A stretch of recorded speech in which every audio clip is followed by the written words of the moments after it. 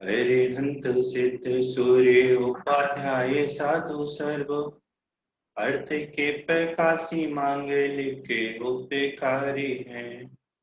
तिन्हीं को स्वरूप जाने रागते भई जो भक्ति काय को न माएगी स्तुति को उचारी है। धन्य धन्य तुम ही सो काज सब आज भय करे जोरी बारंबार वंदना हमारी है। मंगल कल्याणक सुख ऐसो हम चाहत हैं। हो मेरी ऐसी दशा जैसी तुम धारी है।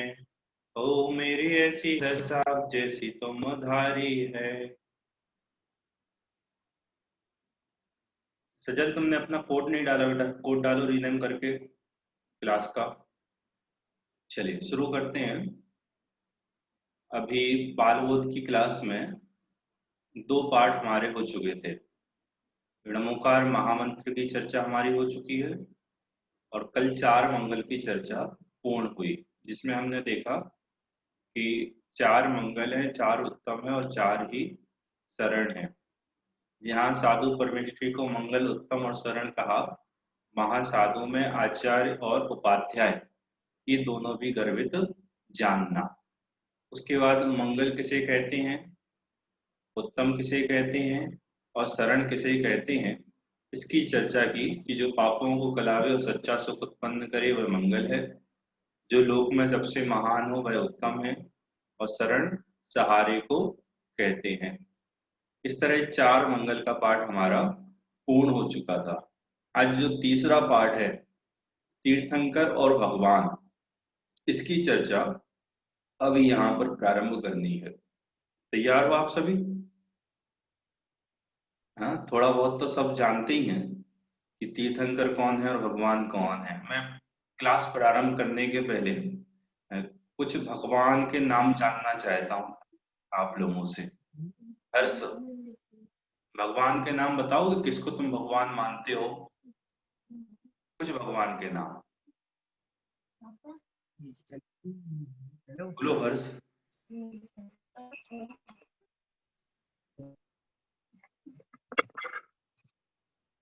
क्या हुआ बेटा? तुम बोलो सजल। तुम्हारे गांव में कौन सारे गए? कौन कौन से? बहुत सारे हैं।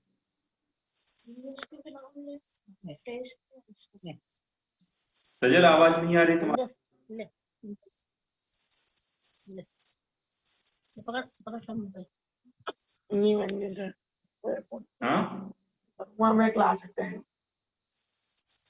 आवाज क्यों नहीं आ रही?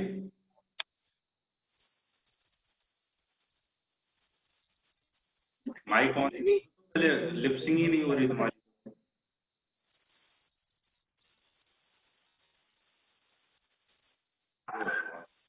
अमन तुम बोलो।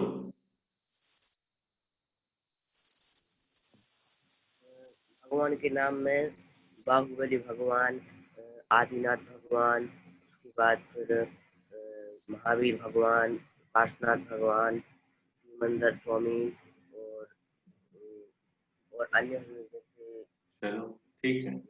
गौतम भगवान बने तो गौतम स्वामी भगवान। चलो, और राम भगवान, कृष्ण भगवान, हाँ, और कौन कौन से हैं? शंकर भगवान, ब्रह्मा भगवान, विष्णु भगवान, गौतम बुद्ध, सत्य साईं, श्याम साईं और तरह तरह के जितने भी भगवान हैं, ये सभी भगवान हैं क्या? नहीं? अच्छा, ये तो ठीक है। जो बाहुबली स्वामी हैं, भरत स्वामी हैं, गुरुदत्त भगवान हैं, ये सभी भी तीर्थंकर है ना? क्या बाहुबली भगवान, गौतम गणधर भगवान हैं, और कौन कौन से हैं? भरत भगवान, गुरुदत्त भगवान, राम भगवान, हनुमान भगवान, ये सभी तीर्थंकर है क्या? नहीं है? क्योंकि 24 तीर्थंकर के जो नाम हैं, ऋषभ, अजित, संभव, अभिनंदन आदि, महावीर तक, इनमें कहीं तक इनके नाम नहीं आते। कहीं तक मतलब लास्ट तक कहीं भी देख लो 24 में, कहीं हमको बाहुबली भगवान का नाम नहीं मिला, कहीं हमको भरत भगवान का नाम नहीं मिला। और जब जब भी हम भगवान के नाम लेते हैं तो उसमें ऋषभनाथ का भी नाम लेते हैं, बाहुबली भगवान का नाम भी लेते हैं, महावीर भगवान का नाम लेते हैं, भरत भगवान का नाम लेते हैं, राम भगवान का नाम लेते हैं, हनुमान भगवान का नाम लेते हैं। लेकिन जब तीर्थंकर के नाम लेते हैं तब इन सभी के नाम नहीं लेते, सिर्फ और सिर्फ 24 के नाम लेते हैं। तो कुछ अंतर तो होगा क्या, तीर्थंकर और भगवान में कुछ अंतर तो होगा। एक अंतर तो आपको इतनी जब मैंने बात कही तो समझ में आ रहा होगा कि हम जब तीर्थंकर के नाम लेते हैं तो उसमें सिर्फ और सिर्फ 24 के लेते हैं, और जब भगवान के नाम लेते हैं तो हम उनमें तीर्थंकरों के भी नाम लेते हैं। इसका मतलब क्या हुआ, जितने भी तीर्थंकर हैं वह सभी भगवान हैं। क्या मतलब हुआ कि तीर्थंकरों के जितने भगवान के जितने गुण हैं वह सारे के सारे गुण, वह सारी की सारी विशेषताएं तीर्थंकरों के तो हैं, लेकिन जो तीर्थंकरों की विशेषताएं हैं वह सभी भगवान के नहीं है। संदेश तुम्हारा वीडियो ऑन करो बेटा। संदेश, एक पॉइंट सबके समझ में आया क्या बोला मैंने, कि जो तीर्थंकरों की विशेषताएं हैं वह सभी भगवान के नहीं है, और जो सभी भगवान की विशेषताएं हैं वह तीर्थंकरों के हैं। इसलिए सभी तीर्थंकर भगवान तो हैं लेकिन सभी भगवान तीर्थंकर नहीं है। समझ में आया? किस किस के समझ में आई एक बात, जरा हैंड रेस करो अपने। सजल तुम्हें आई समझ में? नहीं आई? 24 तीर्थंकरों के नाम सुने हैं तुमने? एक बार सुना सकते हो? तो तुम मत सुनाओ, राजेश से सुन लेते। राजेश सुनाओ 24 तीर्थंकरों के नाम। ऋषभ, अजित, संभव, अभिनंदन, सुमति, पर्वतपाल, रामचंद्र प्रभु, सीता से अंजन, मानस, पूजेश्वर, विमल, विमल, आनंद, धर्मजस, उज्जवल, शांति, कुंदवर, मल्ली, मना, 1900 ने पास प्रभु वर्धमान पर पुष्प चढ़ाए। हाँ ठीक है, ये 24 तीर्थंकर है। इन 24 तीर्थंकरों में कहीं बाहुबली भगवान का नाम नहीं मिला, इन 24 तीर्थंकर में कहीं भरत भगवान का नाम नहीं मिला, इन 24 तीर्थंकर में कहीं गुरुदत्त भगवान का नाम नहीं मिला, नहीं मिला ना। तो इसका मतलब क्या है कि बाहुबली, भरत, गुरुदत्त आदि ये भगवान तो हैं लेकिन तीर्थंकर नहीं है।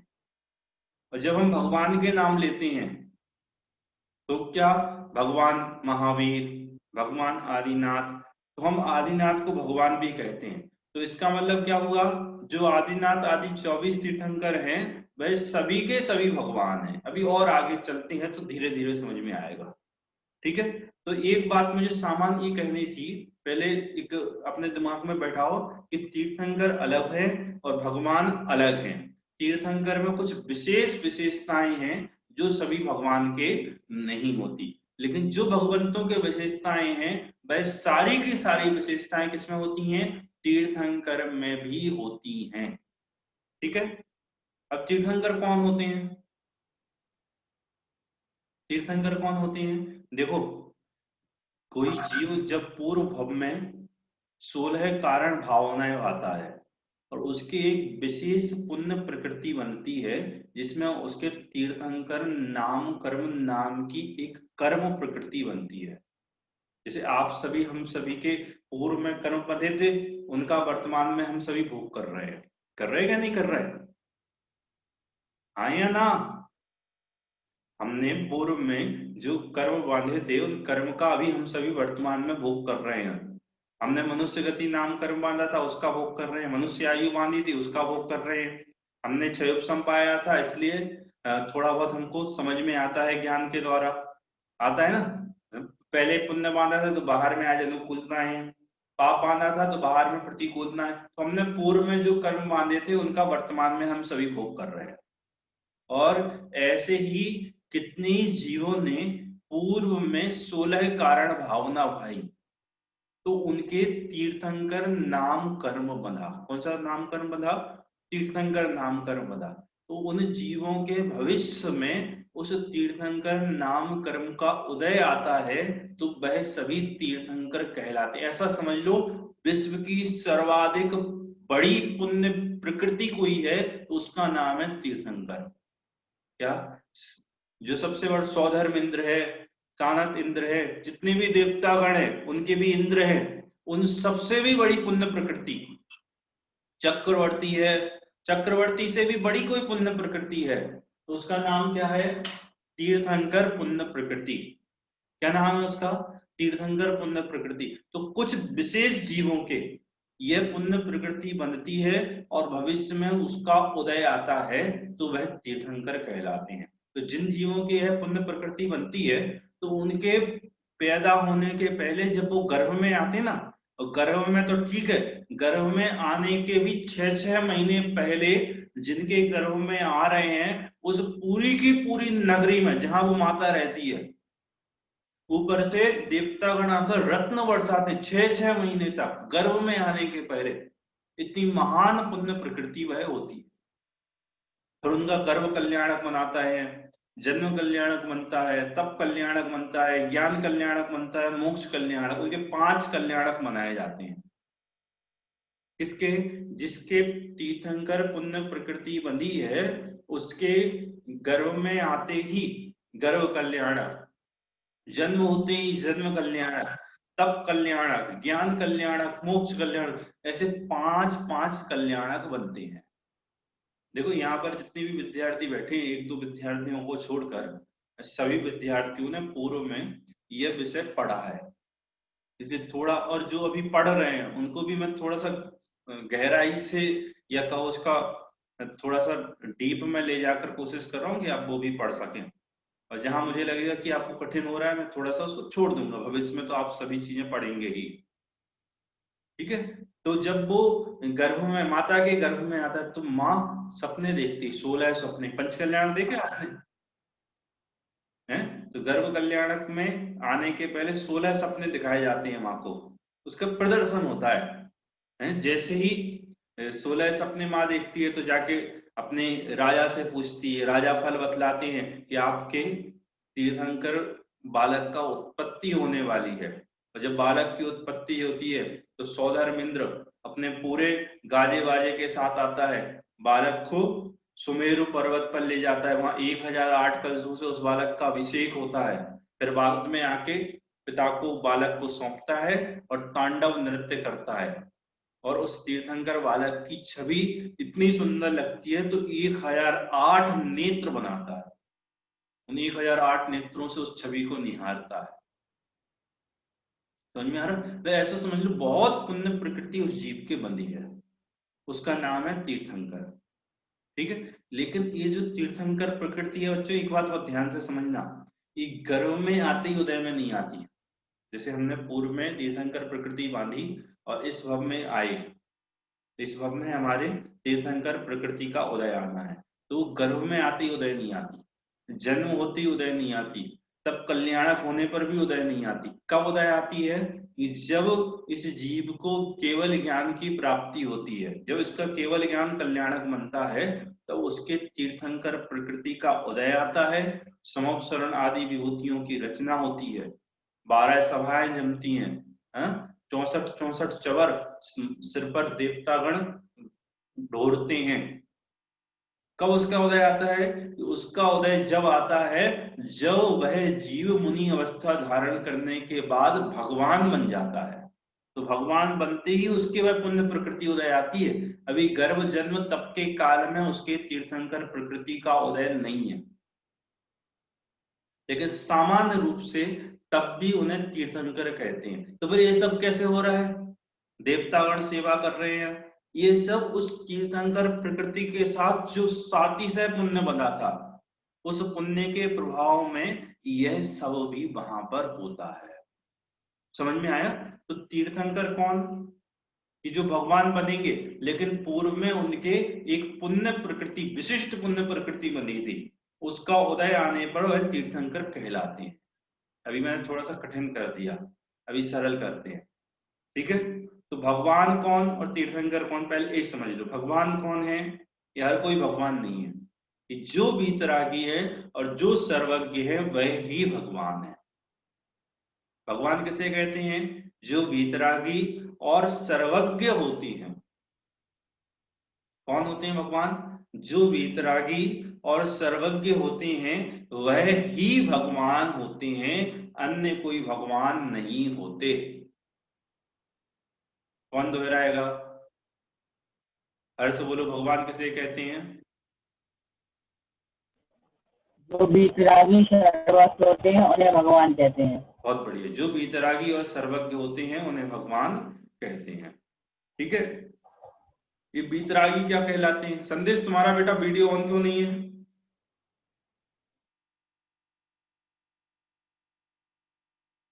ये वीडियो वाले उपस्थित नहीं कहलाएंगे, अनुपस्थित ही हैं।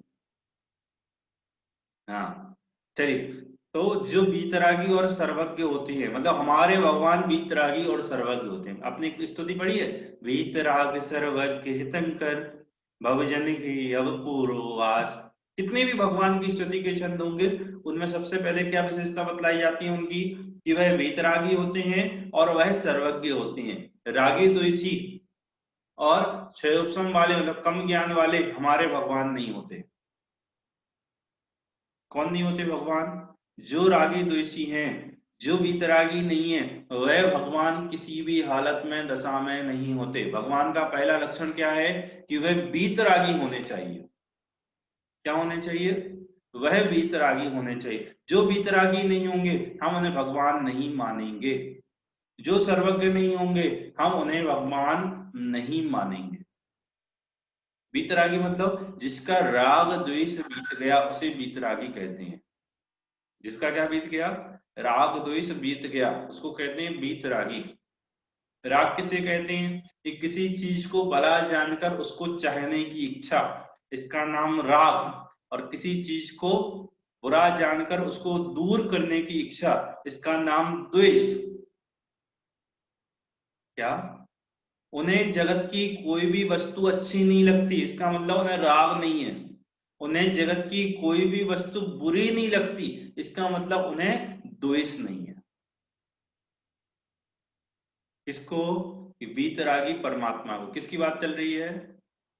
वीतरागता की। वीतरागता मतलब जिसका राग द्वेष बीत गया। राग मतलब किसी चीज को भला जानकर चाहने की इच्छा, उसका नाम राग। परिभाषा याद कर लेना, लिख लेना।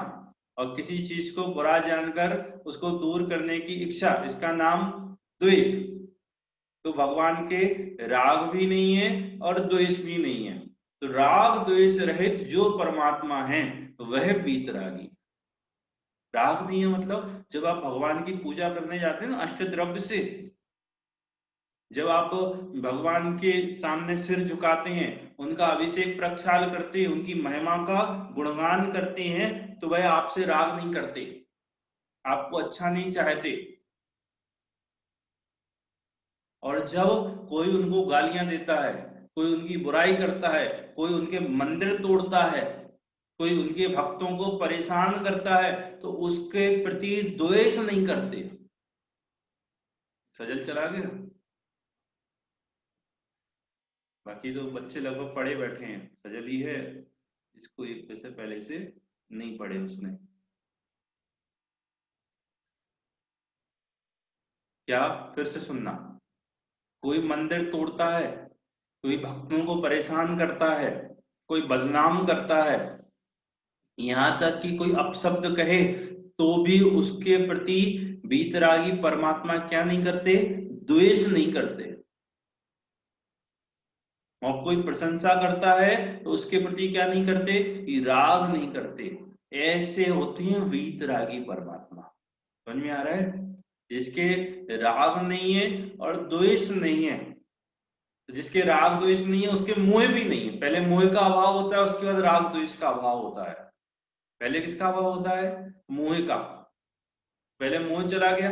मोह मतलब अपना लगना, मैं किसी वस्तु को अपना नहीं मानते, तो पहले मोह चला ही गया था। राग द्वेष बचे थे तो राग द्वेष भी चले गए। तो राग द्वेष जिसके नहीं है उसके समझ लेना मोह भी नहीं है। तो मोह राग द्वेष रहित जो दशा है उसका नाम है वीतरागता। उसका नाम क्या है? वीतरागता। तो भगवान के क्या नहीं होता? राग द्वेष नहीं होता, वह वीतरागी है, एक बात। दूसरी, वह सर्वज्ञ है। क्या है? सर्वज्ञ। सर्वज्ञ, सर्व मतलब सभी, ज्ञ मतलब जानने वाले। वह सभी कुछ जानते हैं। क्या सब कुछ जानते हैं?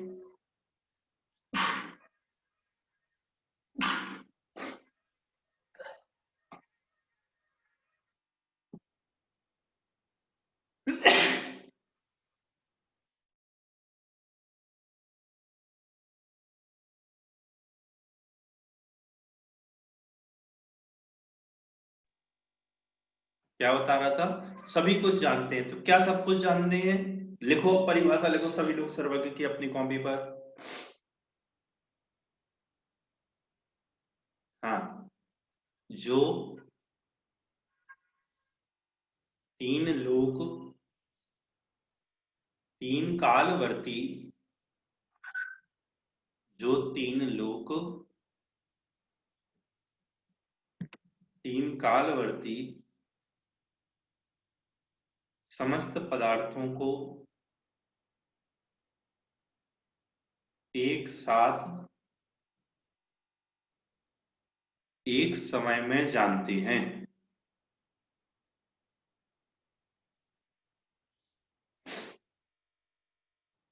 जो तीन लोक, तीन कालवर्ती समस्त पदार्थों को एक साथ एक समय में जानते हैं, उन्हें सर्वज्ञ कहते हैं।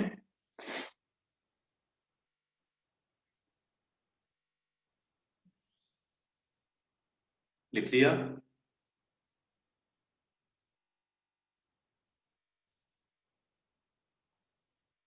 फिर से बोलूं?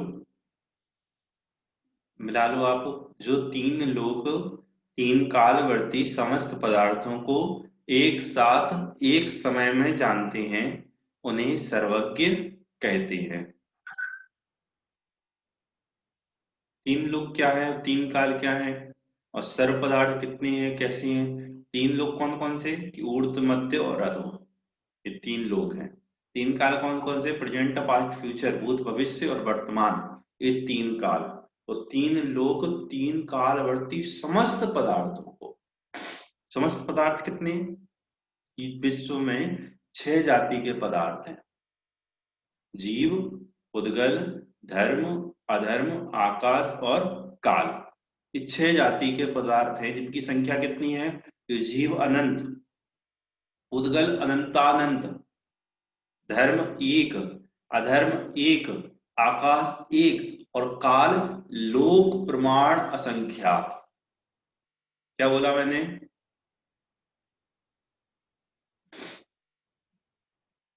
क्या बोला? जीव कितने हैं? अनंत, उद्गल अनंतानंत, धर्म एक, अधर्म एक, आकाश एक और काल कितना? कि लोक प्रमाण असंख्यात। इतने पदार्थ,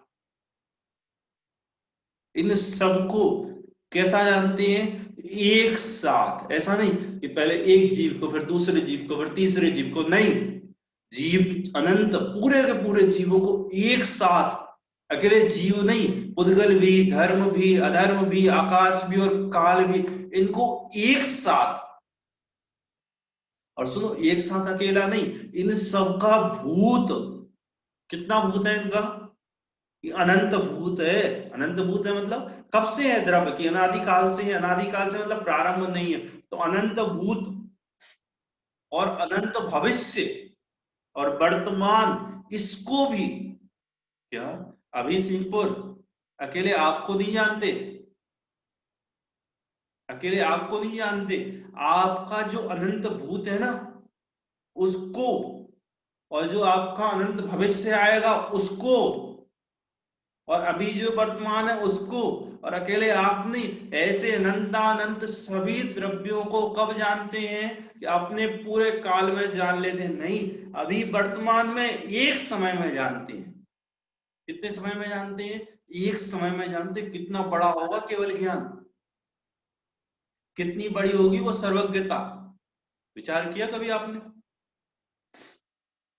वह सर्वज्ञता, वह केवल ज्ञान कितना बड़ा होगा। ये कौन आया भाई संदेश? कोई छोटा भाई होगा उसका। अच्छा, भाई को बैठा के गायब हो गया क्या? संदेश कहाँ है? संदेश जैन चाची के घर पर गया। चाची के घर पर गया है, तुम उसकी उपस्थिति लगा रहे हो? चाची का घर पे क्या कह रहा है? ठीक है, जो भी है। नोट से लिख रहा हूँ। हाँ, माइक बंद कर लो बेटा। तुम्हें आ रहा है संदेश के भाई कुछ समझ? चलो अब आगे चलते हैं। तो सर्वज्ञता किस किस के समझ में आई? जरा हाथ खड़े करो। सर्वज्ञता किस किस के समझ में आ गई? एक को आ गई। अमन तुम्हारे समझ में नहीं आई? हाथ खड़ा है, रेज हैंड। अच्छा, रेज क्या है? चलो ठीक है भाई, रेज हैंड वाले। चलो चले आगे। तो बीतरागता सर्वज्ञता, दो गुणों की चर्चा हो गई है कि बीतरागता रागी द्वेषी नहीं है, सर्वज्ञता सभी कुछ जानते हैं, कुछ जानने को शेष नहीं है। जिनमें ये दो गुण हैं वह ही हमारे भगवान हैं, इसके अलावा कोई हमारे भगवान नहीं। जब राम कहाँ थे? अयोध्या में थे, वनवास में थे, रावण के साथ युद्ध लड़ रहे थे। 14 वनवास काट के जब वापस आए और फिर राजा बने और मुकुट सिर पर रखे थे, हैं? सीता को जिन्होंने फिर निकासी दे दी और फिर अपने लक्ष्मण के शरीर को अपने कंधे पर लेकर घूम रहे थे, ऐसे राम को भगवान मानते हो आप? नहीं मानते। तो किस राम को भगवान मानते हैं? कि जब उन्होंने मुनि अवस्था धारण करके क्या किया? अरिहंत अवस्था को प्राप्त किया। मुनि अवस्था धारण कर निस्वभाव साधन से 4 घातिया कर्मों का भाव करके क्या बन गए? अरिहंत बन गए। हम उनको भगवान मानते हैं। राम को भगवान मानते हैं? हाँ मानते। किस राम को? अयोध्या वालों को नहीं, युद्ध वालों को नहीं। किसको मानते हैं? निर्ग्रंथ वीतरागी दशा को जब उन्होंने प्राप्त किया था, ऐसे राम को हम भगवान मानते हैं।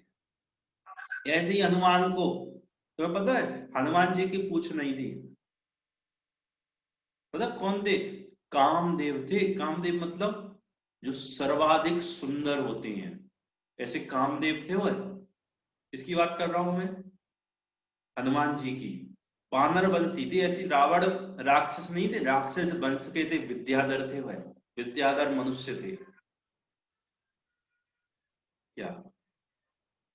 तो रावण भविष्य में भगवान बनेंगे और हनुमान जी इसी भव में भगवान बने।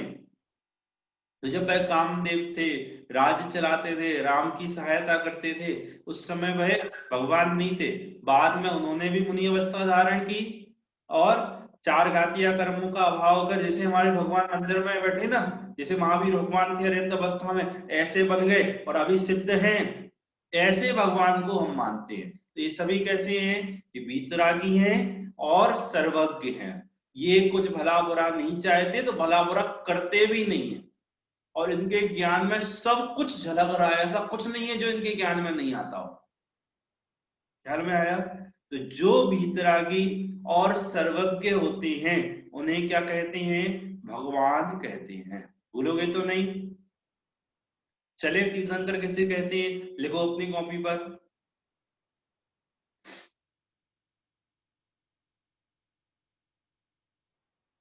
जो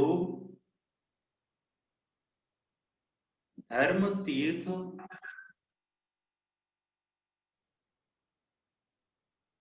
मुक्ति के मार्ग का, जो धर्म तीर्थ मुक्ति के मार्ग का उपदेश देते हैं,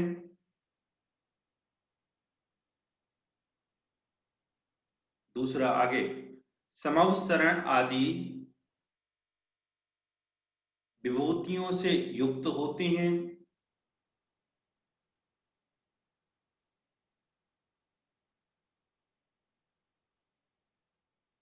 जो धर्म तीर्थ मुक्ति के मार्ग का उपदेश देते हैं, समवसरण आदि विभूतियों से युक्त होते हैं तथा जिन्हें तीर्थंकर नाम कर्म नाम की महान पुण्य प्रकृति का उदय होता है।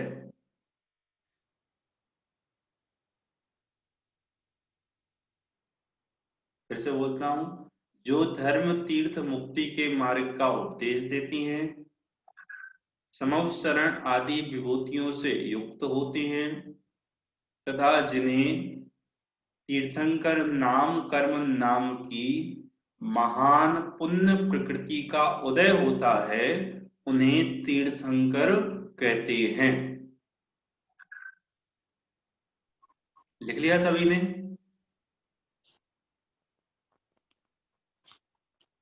आ गए तुम? कहाँ गए थे? थोड़ा अर्जेंट काम था। अब अर्जेंट काम क्लास के बीच में तो नहीं करते बेटा। अब अरे वो ना पूरी क्लास को, कल इसी क्लास में से मैं क्वेश्चन पूछने वाला हूँ। आपने एक YouTube चैनल क्रिएट किया ना, उसमें देख लूंगा मैं वीडियो ये वाली। क्योंकि बेटा ये लोग तो थोड़ा थोड़ा जानते हैं इन विषयों को, अभी तुम्हारा इनसे परिचय नहीं है बिल्कुल। हाँ, तो वीतरागता और सर्वज्ञता के बारे में तुम उस पर देख लेना चैनल पर, ठीक है? कल मैं इसी में से प्रश्न पूछूंगा तुमसे। हाँ। संदेश के छोटे भाई, संदेश को भी बोल देना, ठीक है? Yes sir.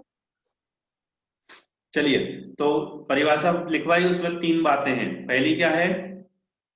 जो धर्म तीर्थ मुक्ति के मार्ग का उपदेश देते हैं। देखो भगवान के में ये नहीं था, भगवान के में तो केवल 2 गुण लिखे थे, वीतरागता और सर्वज्ञता। तीर्थंकर के में पहला गुण क्या लिखा? जो धर्म तीर्थ मुक्ति के मार्ग का उपदेश देते हैं, मतलब जो हितोपदेशी होते हैं। तीर्थंकर को नियम से क्या होना चाहिए? हितोपदेशी होना चाहिए। क्या होना चाहिए? हितोपदेशी। हितोपदेश क्या है? हितोपदेश मतलब, हित मतलब कल्याण, उपदेश मतलब उपदेश। जो कल्याण का उपदेश है उसका नाम हितोपदेश। तो कल्याण का उपदेश क्या है? कि धर्म तीर्थ, वह कल्याण का उपदेश है। तो धर्म तीर्थ, तीर्थ मतलब जानते हैं किसे कहते हैं? तीर्थ मतलब कहते हैं जिससे तिरा जाए। तीर्थ मतलब किसे कहते हैं? जिससे तिरा जाए। और तीर्थंकर, कर मतलब करने वाले, जो तीर्थ को करने वाले हैं उन्हें कहते हैं तीर्थंकर। एक सामान्य रूप से परिभाषा बता रहा हूं। क्या? तीर्थम करोति तीर्थंकर, जो तीर्थ को करते हैं उनका नाम तीर्थंकर। तीर्थ को करते हैं मतलब, तीर्थ मतलब जिससे तिरा जाए उसको तीर्थंकर कहते हैं। तो जो तिरने के मार्ग को बतलाते हैं उन्हें तीर्थंकर कहते हैं। आया समझ में सबके? आपने तीर्थ क्षेत्र सुने? कौन कौन से है तीर्थ क्षेत्र? हाँ, समेत, शिखर जी, गिरनार जी, चंपापुर, पावापुर, ये सभी क्या है? तीर्थ क्षेत्र हैं। क्यों तीर्थ क्षेत्र हैं? इनसे तिर जाएंगे। एक बार वंदे जो कोई ताहि नरक पशुगति नहीं हुई। किस किसने सुना है ये? कौन कौन शिखर जी होके आया है? शिखर जी कौन कौन गया पहले? एक हर्ष अकेला, बाकी तुम शिखर जी नहीं गए? अरे यार, अब तो तुम्हारा तिरना मुश्किल है। एक हर्ष ही तिरेगा संसार से। तो फिर हर्ष की गारंटी है, एक नरक में नहीं जाएगा कितने भी पाप कर लेगा, ये त्रियंज नहीं बनेगा कितने भी पाप कर ले। हर्ष गारंटी है तुम्हारी पूरी पक्की। कितने ही पाप कर लोगे? अरे पगलेट